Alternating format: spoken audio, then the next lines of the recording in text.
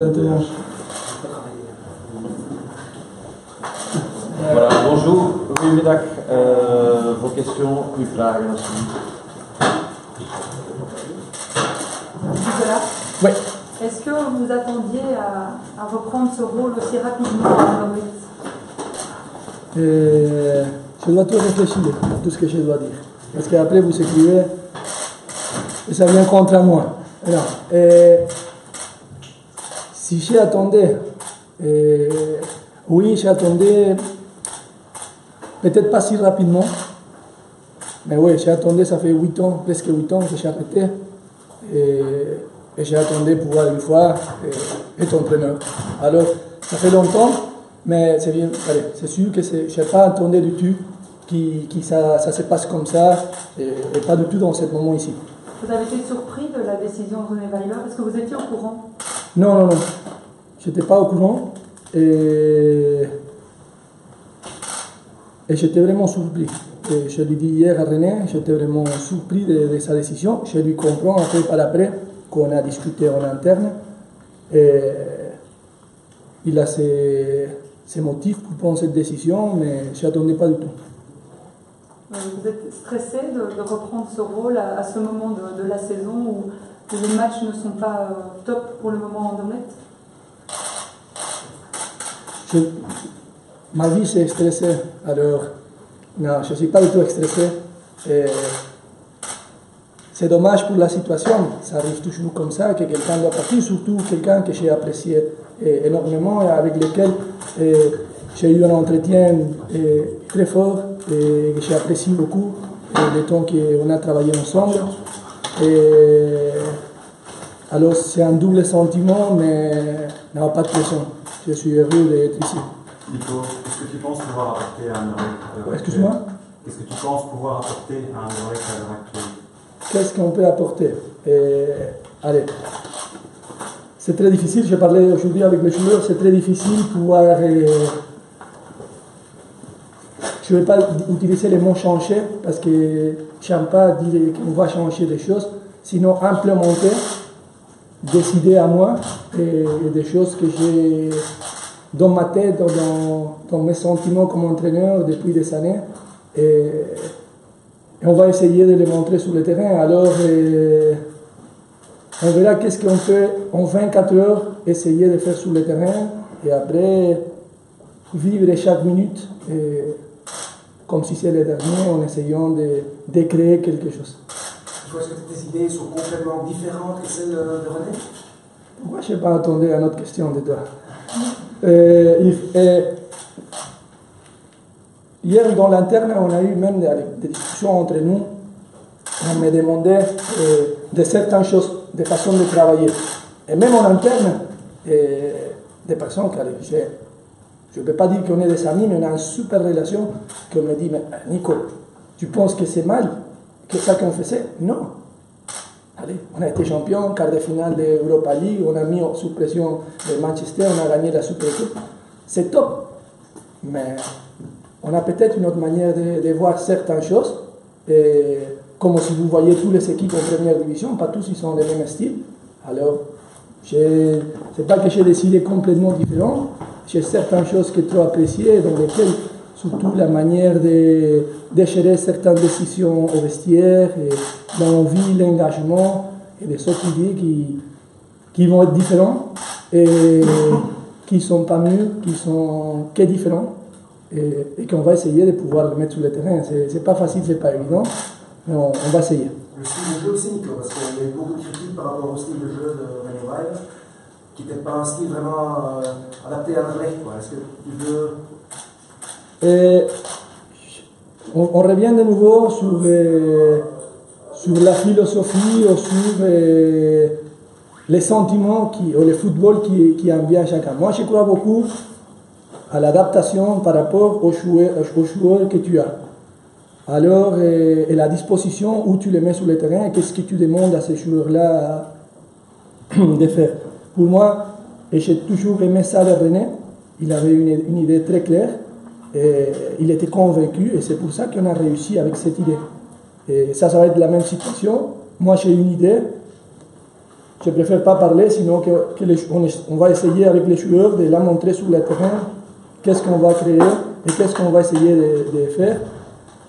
On va tout faire pour gagner, et chaque centimètre sur le terrain, et si encore on peut jouer bien, ça serait pas mal. Donc si on résume un peu le discours de la direction, du moins si j'ai bien compris, c'est en résumé 4 matchs pour faire tes preuves. Est-ce que ça ne met pas une certaine pression plus importante sur tes épaules? Allez, moi je dis toujours, je dis même aux joueurs aujourd'hui, allez, la plupart des joueurs, ils ne connaissent même pas mon parcours. Je n'ai jamais reçu un cadeau. Pour moi, et surtout à la fin de ma carrière, chaque match était le dernier. Alors, vivre jour par jour, c'est normal pour moi. Alors, si on me disait, ça fait des années, ah, Nico, tu vas avoir 10 minutes, donne-moi 10 minutes, et on verra. Donc en 4 matchs, tu espères convaincre la direction que tu as peut-être le terrain pour le reste de la saison. J'espère les convaincre en 20 minutes, pas dans 4 matchs. Mais on est ici, honnêtement, allez, j'ai fini de parler tantôt avec M. Vanosvi, et j'ai toujours un contact, je ne peux pas dire les mots froids, mais distant, et on a beaucoup de respect, et pour moi, je ne veux pas dire que c'est ma famille, et la direction, les personnes qui sont derrière, mais je prends ces conseils et ces manières de me parler d'une façon spéciale. Et je lui dis, allez, merci beaucoup pour la possibilité. Et s'il y a un qui pense vraiment à la possibilité d'aider le club, c'est moi. Et je sais que je suis là pour essayer d'aider. Je suis venu, ça va faire 12 ans maintenant que je suis rentré en Belgique. Et je ne vous ai jamais caché que mon objectif c'était être entraîneur. Et je ne vais pas le cacher non plus. Et comme je dis toujours, ce n'était pas un objectif, c'était quelque chose qui allait passer. Alors, c'est arrivé, ça va durer combien de temps? On ne sait pas qu'est-ce qu'on va faire maintenant quand on sort ici de la conférence de presse, alors je laisse passer la vie. Ça serait difficile pour vous de devenir adjoint à nouveau si vous faites un bon travail pendant quelques matchs? J'ai un grand match demain pour pouvoir me mettre à réfléchir à une question telle. Pour moi, demain, c'est la finale de la Coupe du Monde. Nicolas, Jérôme Aguirre, je travaille pour la RTBF Radio. Est-ce que pour vous, le plus important, c'est d'abord vous attaquer au jeu et de rendre un beau jeu en direct, ou c'est plutôt de travailler avec les joueurs, reformer un groupe, ressouder le groupe? Non, parce que, allez, je commence la réponse à l'inverse. Nous, on a un super groupe. On a un groupe qui fonctionne très bien. Les joueurs qui s'entendent très bien entre eux. Un vestiaire qui fonctionne, au moins, à mon avis, au ça que je sens que René, il a fait un super boulot pour ça. Et alors, comme je l'ai dit dans les premières questions, c'est simplement retoucher un peu à gauche, un peu à droite, un peu devant, un peu derrière et mettre mes idées. Je ne vais pas rien changer par rapport à dire ça c'était pas bon, je vais mettre quelque chose qui est mieux. Non. Je vais mettre une idée. Et si ça va avoir des conséquences par rapport au jeu de l'équipe, on verra. C'est pas facile non plus et ça sera pas intelligent de ma part vouloir changer en 24 heures un style qu'on a depuis 1 an et demi parce que c'est difficile. Je te dis, tu viens ici en voiture tous les jours par le même chemin. Le jour que tu prends un autre rue parce que tu dis je vais essayer, tu peux arriver en retard. Alors, on va essayer de voir des choses différentes, mais il ne faut pas tout casser non plus. Mais il faut essayer d'avoir mes idées. Et comme je vous dis, allez, je ne veux pas parler ça, on va essayer de les montrer sur le terrain. Ça veut dire que vous n'avez pas retrouvé un groupe de joueurs trop choqués par le départ de René Weiler? Si, choqué, si. Allez, c'est trop facile ça. Moi j'étais joueur, vous connaissez la plupart des joueurs. Les joueurs qui jouent, ils étaient très contents avec l'entraîneur. Les joueurs qui ne jouent pas, ils sont toujours déçus. Alors pour eux, c'est une nouvelle possibilité. Alors tu as toujours des parties et parties, mais à la fin, tu es choqué. C'est quelqu'un qui a travaillé depuis 1 an et demi avec nous, qu'il a fait un super boulot, qui a vraiment se donné à fond, qui a été très respectueux vers tous les joueurs. Alors, choqué, c'est clair, tout le monde est choqué, c'est clair. Mais bon, il faut tourner la page et il faut penser que demain, on a un match très important. Est-ce qu'il va y avoir des surprises, alors justement, demain, dans le 11 de base? On va tout changer, complètement. Je sais pas, on va décider d'ici par après. Et on doit penser qu'on a 4 matchs en 12 jours, je pense, même moins. Et alors, non, pas de surprise, vous connaissez tous les joueurs des noyaux.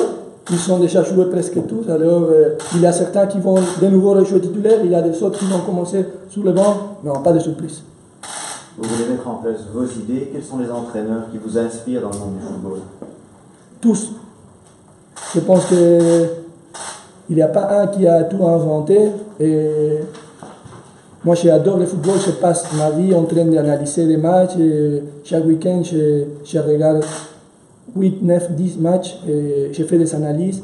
Alors, je ne peux pas dire qu'il y a un entraîneur qui me plaît énormément. Parce que je peux dire, je pique. J'ai piqué depuis que j'étais joueur, de pousser l'entraîneur et décider. Et après, tu construis la tienne. Et après, tu la soutiens par rapport aux résultats. Et après, tu la modifies par rapport à tes besoins.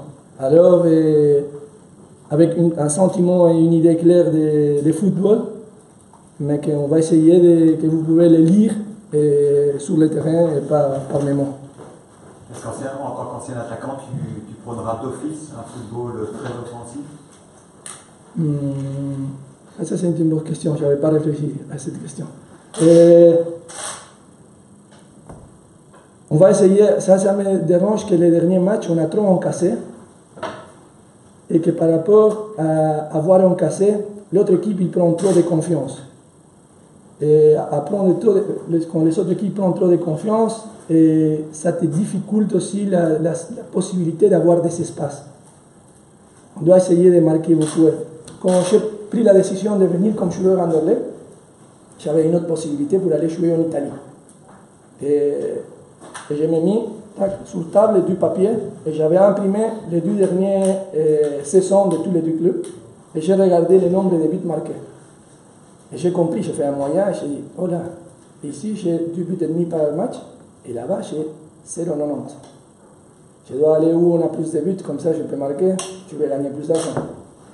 Et on va essayer de marquer beaucoup plus que les autres, mais on verra qu'est-ce que ça donne. Mais on a besoin de marquer. Le football, c'est toujours marquer un but de plus que l'adversaire.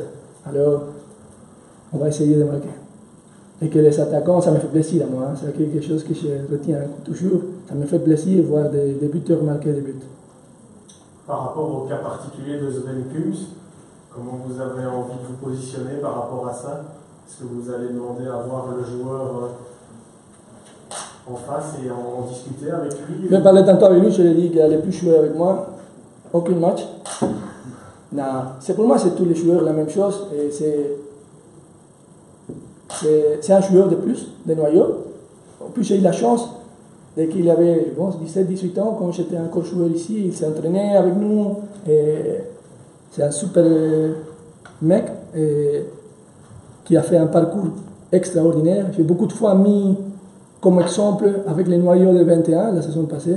Vous ne pouvez pas imaginer le nombre de fois que j'ai mis Sven comme exemple de parcours. Et c'est vrai qu'il est arrivé dans une nouvelle génération de football à Anderlecht. Ce n'est pas le même Anderlecht quand il était parti, ça fait 10 ans je pense, et que maintenant quand il est revenu. Mais il est assez fort pour s'adapter à les idées de jeu et ça va nous apporter des choses. S'il joue, il ne joue pas demain, je vais décider cet après-midi, ce soir. Mais c'est un joueur important pour l'équipe, pour le club, et qu'on va essayer de tirer le mieux possible, pas seulement de lui, sinon de tout le monde.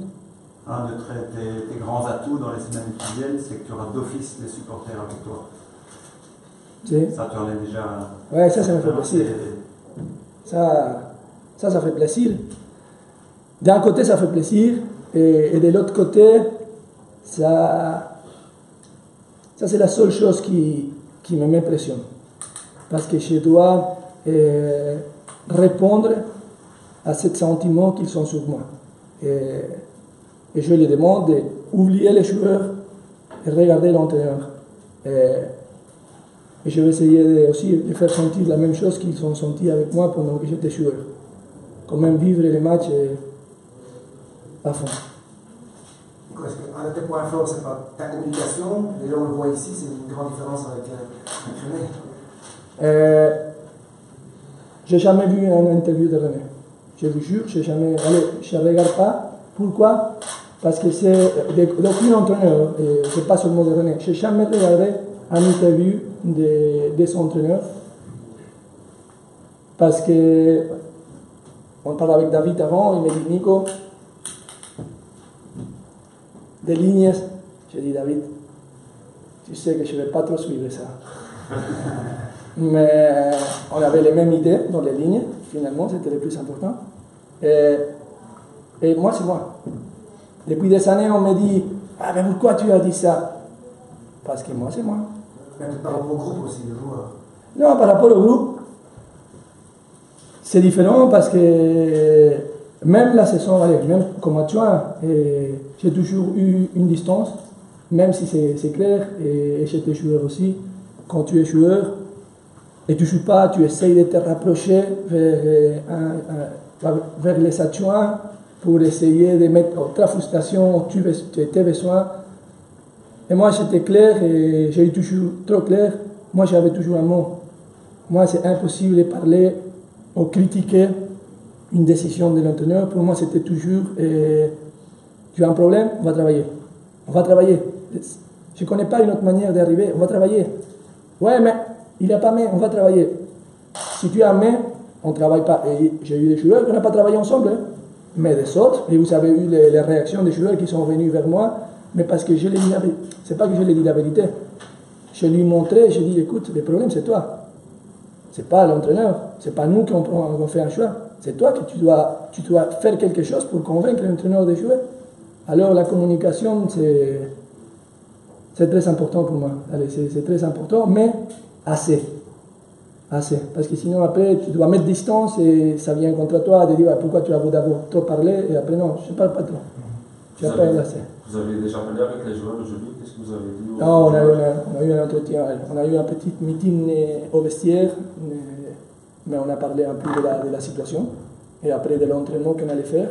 Et un tout petit peu aussi de l'idée de demain que par après on a mis sur le terrain. Et pas plus que ça. Et après, bon, j'ai parlé avec certains qui peut-être ils n'arrivaient pas à cause d'une fatigue. Et il faut penser qu'on a 4 matchs en 10 toujours. Et alors, non, pas rien de spécial. Vous évoquez les supporters. Comment jugez-vous leur attitude à Courtrai? Moi, j'aime pas.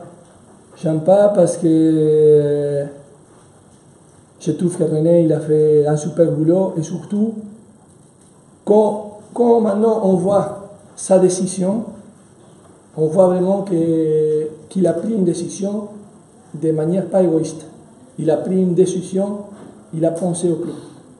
Alors tout ça qu'il pensait, ouais, je sais pas, il veut rester absolument, non.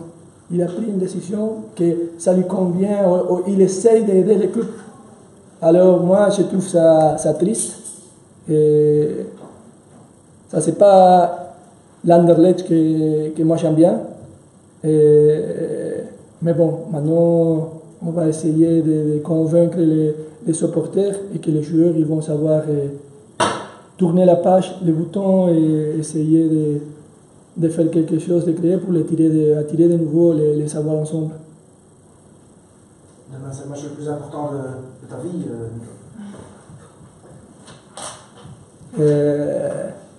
Aujourd'hui, c'est déjà pas mal. Aujourd'hui, c'est déjà important. J'ai encore beaucoup de choses aujourd'hui pour travailler. J'ai fini de travailler hier à 3 h du matin. Aujourd'hui matin, la première fois depuis que je suis à Anderlecht, je suis arrivé en retard. C'est incroyable. Je me suis endormi parce que j'avais fini à 3 h. Mais voilà, aujourd'hui c'est important. Demain c'est un match très important. Et après demain ça va être très important encore. Oui, c'est très important tous les jours, chaque minute. Mais je ne peux pas vous cacher demain. Je suis trop heureux. Ok, merci beaucoup.